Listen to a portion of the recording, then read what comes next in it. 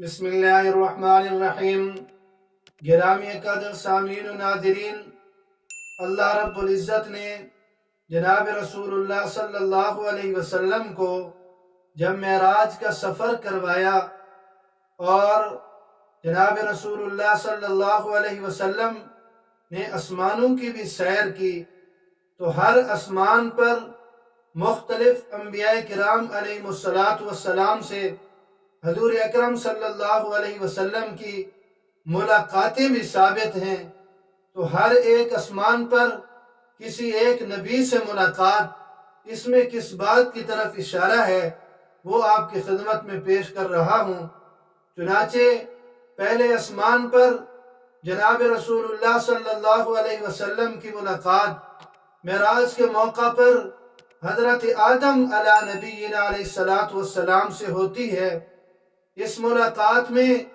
اشارہ ہے کہ حضور اکرم صلی اللہ علیہ وسلم کو بھی ہجرت کی مشقت اٹھانی پڑے گی کہ حضرت آدم علیہ السلام کو ابلیس کی وجہ سے جنت سے دنیا کی طرف ہجرت کرنی پڑی، تو آپ صلی اللہ علیہ وسلم کی حضرت آدم علیہ السلام سے ملاقات اس بات کی طرف اشارہ ہے کہ جیسے حضرت آدم نے ہجرت کی جنت سے دنیا کی طرف، آپ کو بھی مکہ سے مدینہ کی طرف ہجرت کرنی پڑے گی۔ اسی طرح دوسرے آسمان پر جناب رسول اللہ صلی اللہ علیہ وسلم کی ملاقات حضرت عیسیٰ علیہ السلام سے ہوتی ہے۔ حضرت عیسیٰ علیہ السلام سے ملاقات یہ اس بات کی طرف اشارہ ہے کہ جس طرح ان کے خلاف یہودیوں نے مکروہ ہیلے کیے تھے اور جیل سازیاں کی تھیں، حضور اکرم صلی اللہ علیہ وسلم کے ساتھ بھی یہودی دوغلے پن اور ہیلہ سازی سے باز نہیں آئیں گے۔ لیکن اللہ رب العزت نے جس طرح حضرت عیسیٰ علیہ السلام کو یہودیوں کے ان ناپاک عزائم سے اور یہودیوں کے اس شر سے محفوظ رکھا، حضور اکرم صلی اللہ علیہ وسلم کی بھی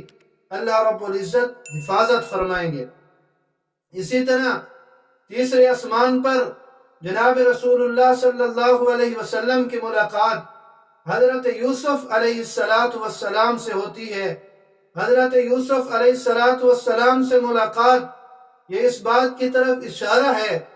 کہ حضرت یوسف علیہ السلام کو ان کے بھائیوں کی طرف سے سخت حالات سے دوچار ہونا پڑا،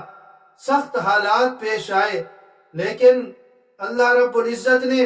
حضرت یوسف علیہ السلام کو عزت بھی عطا فرمائی اور غلبہ بھی عطا فرمایا، بلندی بھی عطا فرمائی۔ اسی طرح حضور اکرم صلی اللہ علیہ وسلم کی تیسرے آسمان پر حضرت یوسف علیہ السلام سے ملاقات اس بات کی طرف اشارہ ہے کہ آپ صلی اللہ علیہ وسلم بھی اپنے قریشی بھائیوں کی طرف سے تکلیفیں اٹھائیں گے، لیکن اس کا نتیجہ بھی وہی ہوگا کہ جناب رسول اللہ صلی اللہ علیہ وسلم عزت بھی پائیں گے، ترقی بھی پائیں گے اور اللہ رب العزت آپ کو غلبہ بھی عطا فرمائیں گے۔ اسی طرح معراج کے موقع پر چوتھے آسمان پہ جناب رسول اللہ صلی اللہ علیہ وسلم کی ملاقات حضرت ادریس علیہ السلام سے ہوتی ہے۔ حضرت ادریس علیہ السلام سے ملاقات اس طرف اشارہ ہے کہ آپ سلاطین عالم کو یعنی بادشاہوں کو آپ خطوط روانہ فرمائیں گے، اور جس طرح حضرت ادریس علیہ السلام کو بلند مقام حاصل ہوا، اسی طرح حضور اکرم صلی اللہ علیہ وسلم کو بھی اللہ رب العزت رفعت اور بلندی عطا فرمائیں گے، اور بادشاہوں کے دلوں میں آپ صلی اللہ علیہ وسلم کا روب بیٹھ جائے گا۔ سلاطین عالم کو، بادشاہان عالم کو دعوت و تبلیغ کے خطوط یہ روانہ فرمانا، یہ حضرت ادریس علیہ السلام کی ملاقات سے اس بات کی طرف اشارہ کیسے ملتا ہے کہ علماء نے لکھا ہے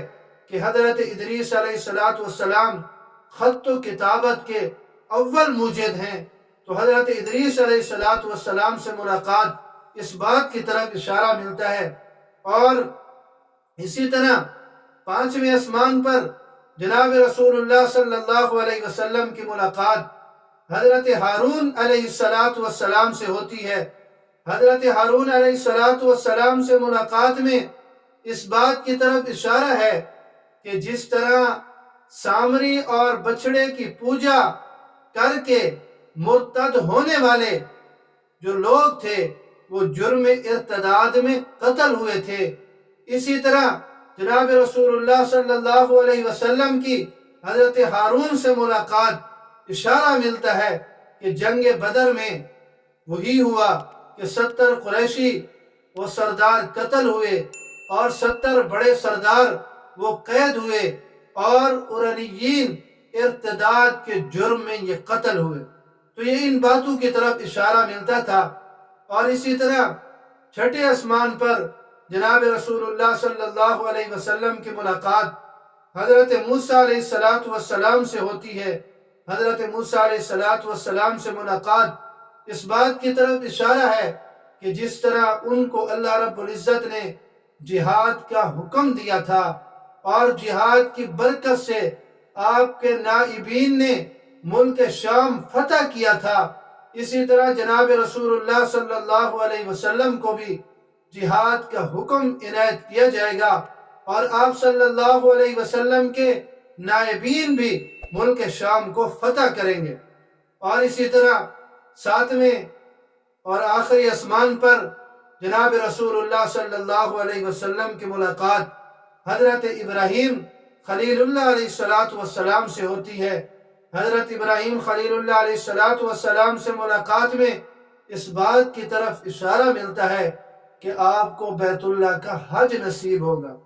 اور آپ کی برکت سے آپ کی امت کے مالداروں پر یہ حج فرض کیا جائے گا۔ حضرت ابراہیم علیہ السلام سے ملاقات وہ جناب رسول اللہ صلی اللہ علیہ وسلم کی حج بیت اللہ کی طرف اشارہ تھا، اور جناب رسول اللہ صلی اللہ علیہ وسلم نے یہ حج فرمایا بھی، اور آپ صلی اللہ علیہ وسلم نے اپنی تعلیمات کے ذریعے سے اور آپ صلی اللہ علیہ وسلم کی برکت سے امت کے مالداروں پر یہ حج فرض بھی ہوا۔ تو جتنے بھی آسمان ہیں ان پر جناب رسول اللہ صلی اللہ علیہ وسلم کی انبیاء کرام علیہ السلام سے ملاقاتی ہیں، تو وہ ان ملاقاتوں میں کس بات کی طرف اشارہ ملتا ہے، یہ تمام آپ کی خدمت میں پیش کر دیے۔ اللہ رب العزت ہمیں جناب رسول اللہ صلی اللہ علیہ وسلم کی تعلیمات کو سمجھنے کی اور ان پر عمل کی توفیق نصیب فرمائے۔